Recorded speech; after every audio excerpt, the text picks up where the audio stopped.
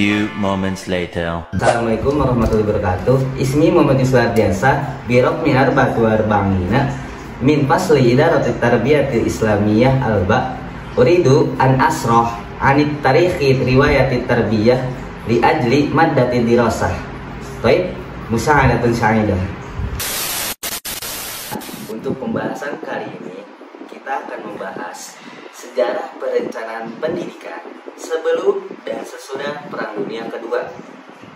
Perencanaan pendidikan muncul di negara Prancis pada tahun 1929 yang dikenal dengan Tardieu Plan. Kemudian dengan Marquis Plan pada tahun 1934. Perencanaan pendidikan yang disusun di Prancis adalah perencanaan ekonomi negara Prancis.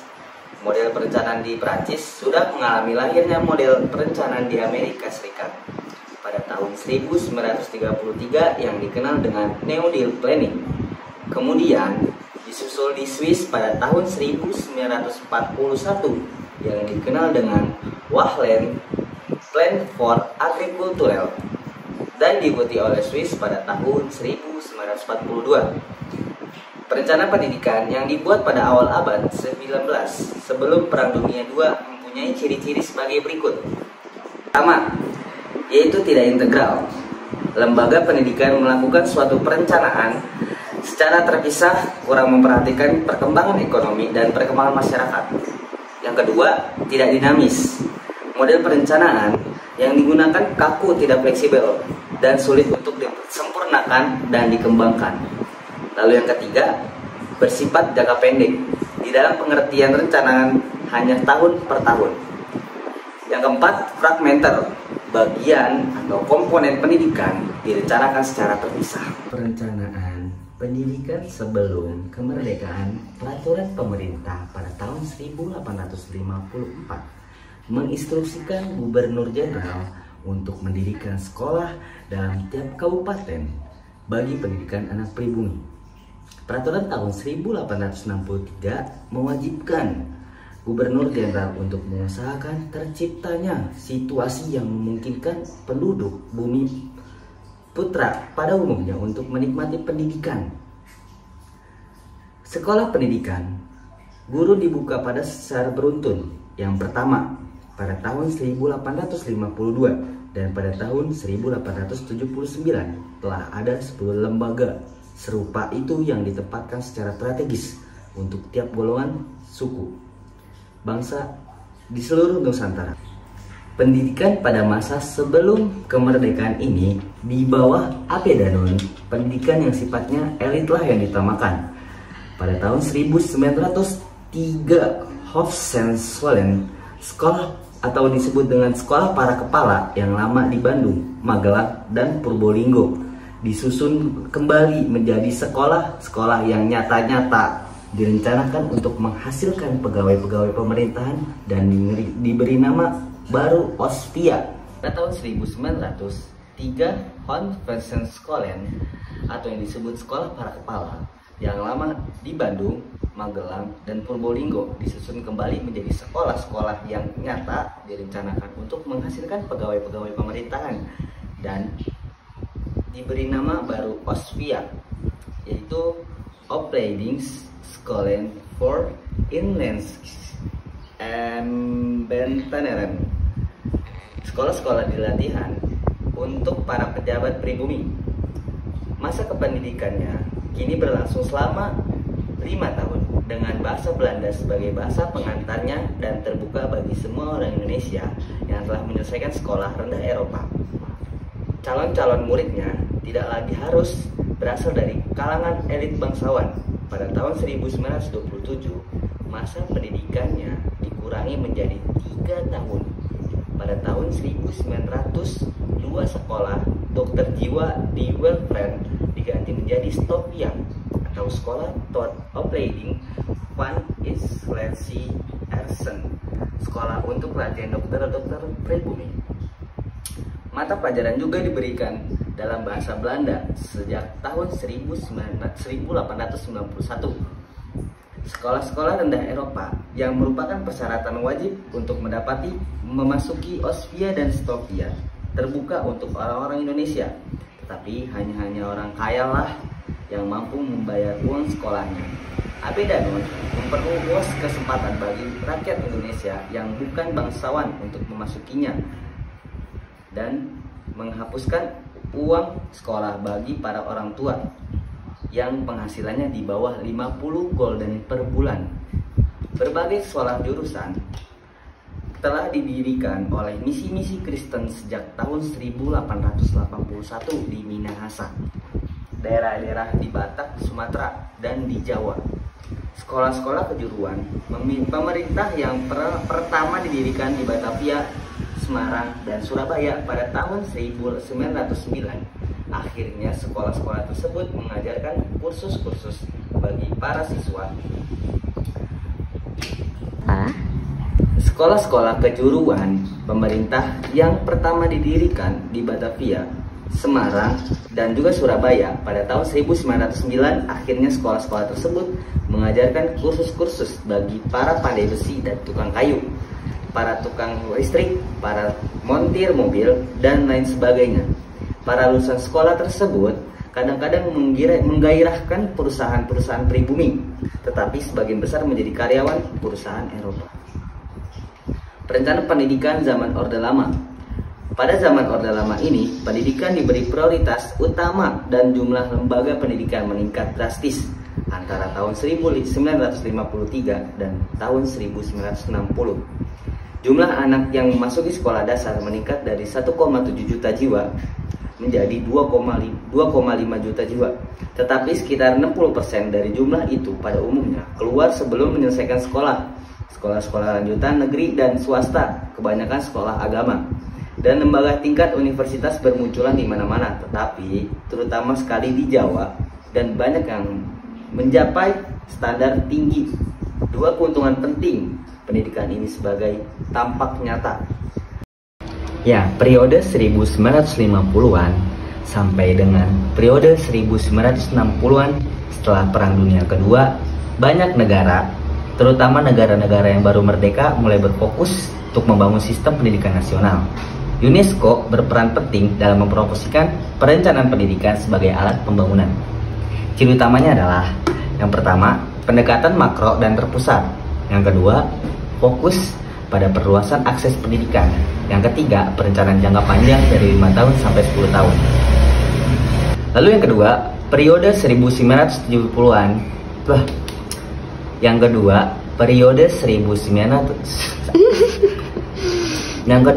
periode 1970-an berfokus untuk bergeser perencanaan sumber daya manusia, menghubungkan pendidikan dengan kebutuhan ekonomi pasar kerja.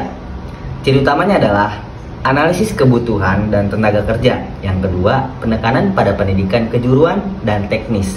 Yang ketiga, mulai mempertimbangkan efisiensi dalam aktivitas sistem pendidikan. Yang ketiga, periode 1980-an muncul terhadap perencanaan terpusat, mendorong desentralisasi dan partisipasi masyarakat. Ya, di sini ada ciri utamanya, yaitu desentralisasi pengambilan keputusan. Yang kedua, peningkatan partisipasi masyarakat dalam perencanaan. Dan yang ketiga, mulai mempertimbangkan aspek kualitas pendidikan, tidak hanya kuantitas. Dan yang keempat, periode 1990-an hingga tahun 2000, penekanan pada perencanaan strategis dan manajemen berbasis sekolah. Ya, di sini ada ciri utamanya, yaitu perencanaan strategis dengan visi dan misi yang jelas, manajemen berbasis sekolah. Yang ketiga, fokus pada pemerataan dan inklusi pendidikan. Yang keempat, penggunaan teknologi informasi dalam perencanaan. Lalu di sini ada periode tahun 2000-an hingga sekarang ini, ya, tahun 2024, yaitu berfokus pada penjaminan mutu pendidikan, pencapaian tujuan pendidikan global. Ciri utamanya adalah yang pertama, penekanan pada peminjaman mutu dan akuntabilitas. Yang kedua, penggunaan data dan bukti dalam pengambilan keputusan. Dan yang terakhir, berfokus dan pembelajaran sepanjang hayat atau sepanjang hidup kita ini. Lalu, baik, saya akan menjelaskan lebih lanjut tentang perubahan pendekatan dalam perencanaan pendidikan. Ini merupakan aspek yang sangat menarik. karena menunjukkan bagaimana pemikiran tentang pendidikan dan perencanaan telah berevolusi seiring waktu. Ya, yang pertama, pendekatan terpusat dari tahun 1950-an hingga tahun 1960-an. Karakteristik perencanaan top-down dikendalikan oleh pemerintah pusat, lalu fokus ekspansi sistem pendidikan terutama dalam hal akses. Ya, setelah itu kelebihan memungkinkan perubahan cepat dan skala besar. Lalu kelemahan kurang mempertimbangkan kebutuhan lokal dan partisipasi masyarakat. Lalu yang kedua ada pendekatan manpower dari tahun 1970-an. Karakteristik menghubungkan pendidikan dengan kebutuhan ekonomi dan pasar kerja. Lalu ada fokus menghasilkan lulusan yang sesuai dengan kebutuhan industri. Setelah itu ada kelebihan, meningkatkan relevansi pendidikan dengan dunia kerja. Lalu kelemahan, terlalu fokus pada aspek ekonomi karena memperhatikan nilai-nilai sosial, karena kurang memperhatikan, ya, bukan karena memperhatikan, tapi ada kalimat kurang, ya, untuk nilai-nilai sosial dan budaya. Ya, itu habis itu atau setelah itu atau ba'daha itu ada 3. Pendekatan desentralisasi. Ya, 1980 ya, guys. Yang pertama itu ada karakteristik memberi lebih banyak otonomi kepada tingkat lokal. Setelah itu ada fokus meningkatkan partisipasi masyarakat dan responsivitas terhadap kebutuhan lokal. Yang ketiga ada kelebihan perencanaan lebih sesuai dengan konteks lokal. Setelah itu ada kelemahan dalam menyebabkan ketimpangan antar daerah jika tidak dikelola dengan baik. Setelah itu ada yang keempat, pendekatan strategis tahun 1990-an, ya. Karakteristik mengadopsi konsep manajemen strategis dari dunia bisnis. Setelah itu ada fokus visi jangka panjang, analisis SWOT atau SWOT, perencanaan berbasis hasil. Setelah itu ada kelebihan, lebih adaptif terhadap perubahan lingkungan. Setelah itu ada kelemahan, dapat menjadi terlalu kompleks untuk diimplementasikan. Yang kelima, di sini ada pendekatan berbasis sekolah. Akhir tahun 1990-an hingga tahun 2000-an. Di sini ada karakteristik memberikan otonomi lebih besar kepada sekolah. Lalu ada fokus manajemen berbasis sekolah, pemberdayaan guru dan kepala sekolah. Setelah itu ada kelebihan meningkatkan responsivitas terhadap kebutuhan siswa dan masyarakat. Kelemahan memerlukan kapasitas yang kuat di tingkat sekolah. Setelah itu ada yang terakhir nih, pendekatan berbasis bukti dari tahun 2000-an hingga sekarang ini, ya. Yang pertama ada karakteristik menggunakan data penelitian dalam pengambilan keputusan. Lalu ada fokus peminjaman mutu, akuntabilitas, pengukuran hasil belajar. Setelah itu ada kelebihan meningkatkan efektivitas dan efisiensi kebijakan pendidikan. Lalu yang akhirnya ini ada kelemahan, dapat mengabaikan aspek-aspek yang sulit diukur dalam pendidikan. Nah, yang kali ini itu ada pendidikan holistik dan berkelanjutan atau bisa disebut track terkini, tren ya guys, ngetren. Yang pertama karakteristik, dapat mengabaikan aspek-aspek yang sulit diukur dalam pendidikan. Anjir, salah tadi kan. Lalu yang akhir ada pendekatan holistik dan berkelanjutan ya guys, atau bisa disebut dengan tren terkini. Yang pertama itu ada karakteristik, mempertimbangkan berbagai aspek kepembangunan berkelanjutan. Setelah itu ada fokus integrasi SDGs, pendidikan untuk pembangunan berkelanjutan. Setelah itu ada kelebihan, mempersiapkan peserta didik untuk tantangan global. Kelebihan mempersiapkan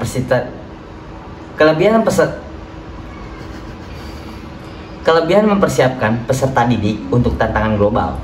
Dan terakhir, kelemahan kompleksitas dalam implementasi dan pengukuran hasil.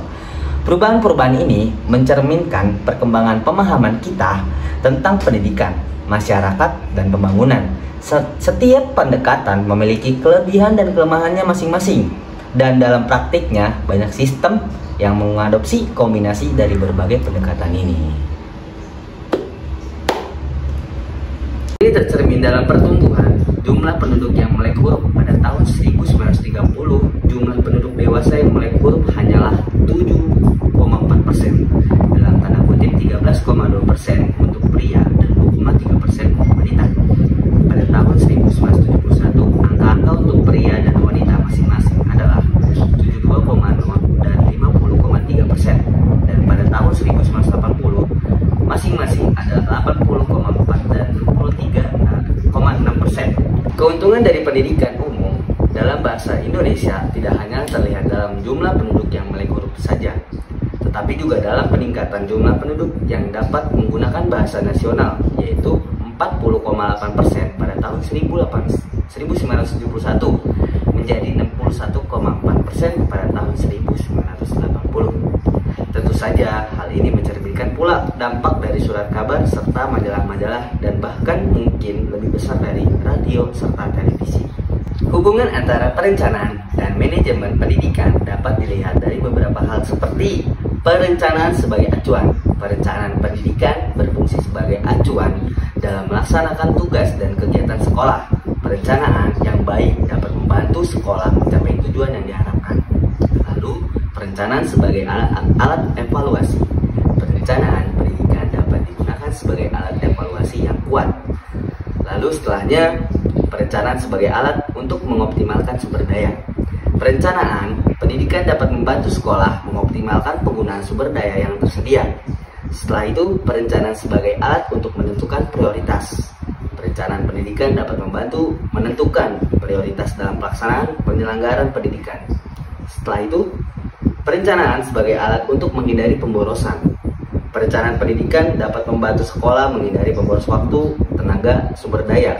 Lalu, perencanaan sebagai alat untuk memudahkan koordinasi. Perencanaan pendidikan dapat membantu sekolah untuk memudahkan koordinasi dengan pihak terkait. Dan sebagai alat untuk mengoptimalkan pekerja yang tidak pasti. Perencanaan pendidikan dapat membantu sekolah untuk meminimalkan pekerjaan yang tidak pasti.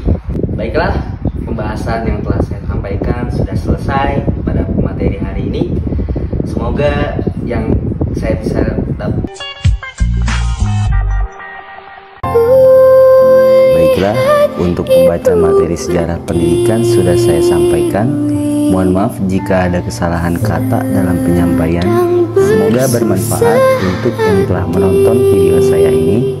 Kurang lebihnya mohon maaf. Billahi taufiq wal hidayah, wa ridho wal inayah. Wassalamualaikum warahmatullahi wabarakatuh. Mas intan muter